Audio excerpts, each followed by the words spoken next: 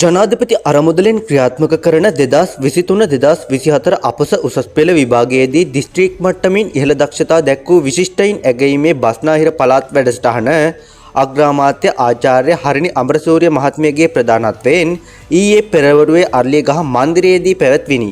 කොළඹ ගම්පහ සහ කළුතර යන දිස්ත්‍රික්කවල උසස් පෙළ සමත් විශිෂ්ටයෝ 360 දෙනෙකු ඇගයීමට ලක් කරමින් රුපියල් ලක්ෂය බැගින් දිරිදීමනාවක් සහ සහතිකපත් ප්‍රදානය කිරීම මෙහිදී සිදු වූ අතර මේ සඳහා ජනාධිපති අරමුදල රුපියල් මිලියන 36.1ක් වැය කර ඇත.